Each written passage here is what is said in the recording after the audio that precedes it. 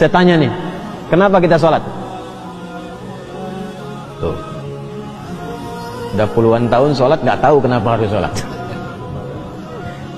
Satu kan jelas tadi saya jawab kan, membuktikan keimanan kita kepada siapa?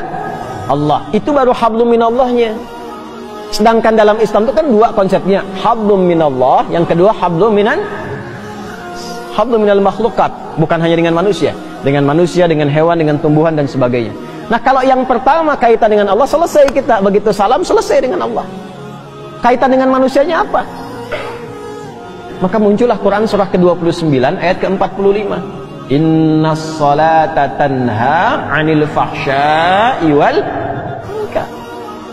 Kaitan dengan manusianya, setelah sholat itu, sholat yang benar ditunaikan mampu merubah orang yang sholat itu menjadi lebih baik, terbebas dari dua sumber keburukan, baik fahsya yang bersumber dari syahwat, zina, pornografi, porno aksi, LGBT, kata-kata jorok.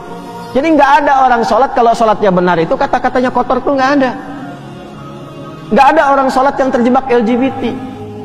Nggak ada orang yang sholatnya benar yang senang pornografi. Nggak ada orang yang sholatnya benar yang senang dengan perbuatan-perbuatan menyimpang. Nggak ada. Ya contoh paling gampangnya kan dulu pezina banyak di era-era dakwah Nabi Jahiliyah itu. Dan semua jenis zina mereka itu khatam. Semua jenis zina khatam. Tapi setelah mereka dididik dengan sholat, hilang semua zina itu. Bahkan memuliakan dengan sesama. Mungkar itu keburukan yang diingkari oleh hati, sumbernya nafsu perut dan akal. Nafsu perut itu karena terlalu lapar mencuri. Ditambah dengan akal, korupsi. Kan orang bilang kalau ayam mencuri, ya kan? Kalau lebih besar korupsi kan? Padahal sama-sama mencuri kan? Ya kan? Sapi makannya apa? Rumput. Nah, ada orang makannya aspal.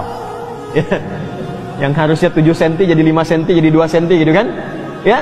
Nah, itu mungkar namanya. Sehingga banyak rusak, banyak dicek-cek gitu kan? Ya, dipastikan bagus lagi. Nah, itu mungkar. Maaf, mencuri, membuat hoax, berselisih, menipu sampai ke tingkat tinggi, membunuh dan sebagainya, itu mungkar. Orang sholat itu mustahil mengerjakan itu. Karena saat dia selesai sholat, dia sudah terkoneksi dengan Allah. Makanya begitu tuntas sholatnya, dia sudah merasa diawasi Allah, nyambung dengan Allah.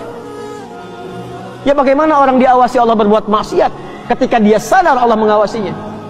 Itu yang dimaksud Quran surah ke-4 An-Nisa ayat 103. فَإِذَا قَضَيْتُمُ الصَّلَاةَ فَاذْكُرُوا اللَّهَ قِيَامًا وَقُعُودًا وَعَلَى جُنُوبِكُمْ. Kalau engkau sudah tuntas mengerjakan sholat, maka engkau akan punya koneksi. Kalau benar sholatmu, engkau terkoneksi dengan Allah. Zikir itu terkoneksi, nyambung. Kalau merasa belum connect karena banyak pikiran dunia, padahal harusnya dibuang. Ya, makanya saat sholat kan kita mengangkat begini kan? Itu diantara ilmu hikmahnya, ketika sedang sholat itu buang urusan dunia ke belakang, jangan dibawa. Pasrahkan diri kita sepenuhnya pada Allah, buang ke belakang. Ini kadang yang terjadi, tangannya begini, dunianya malah ikut. Makanya ketika takbir itu, lisan mengucapkan Allahu Akbar, tapi di pikirannya handphonemu akbar, proyekku akbar, sendalku akbar, jemuranku akbar. Karena dunia ikut. Kan? Sering terjadi begitu ya? Ya? Kembali. Nah, ini yang menjadikan manfaat sholat gak diraih. Akhirnya apa? Tanha anil fahsya'i wal munkarnya gak dapat. Konektivitasnya berkurang.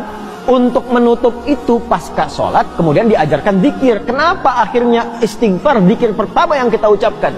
Kan pada sholat itu, Assalamualaikum warahmatullah. Salam itu menutup sholat. Assalamualaikum warahmatullahi wabarakatuh. Assalamualaikum warahmatullahi wabarakatuh. Selesai nih. Bukankah setelah itu istighfar? Istighfar dulu kan? Kenapa zikir pertama urutannya istighfar?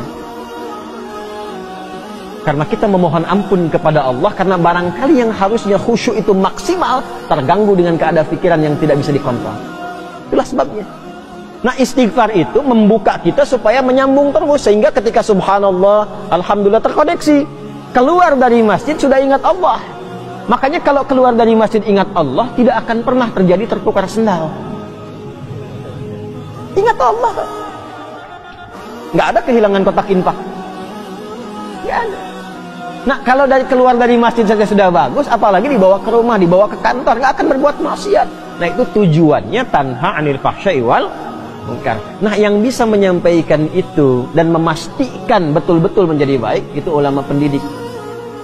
Makanya di pesantren itu bukan cuma diajar di kelas, sampai di asrama dilihatin, diawasi, didoakan, dipantau perkembangannya. Nah ini beliau Hadratus Syekh ini termasuk ulama pendidik. Bahkan memastikan setelah ketiadaannya pun murid-muridnya masih bisa belajar lewat karya yang dituliskan oleh beliau. Maka muncullah kitab ini, Adabul Alim wal Muta'allim, untuk mengajarkan kepada kita, kepada siapa Anda kalau ingin belajar.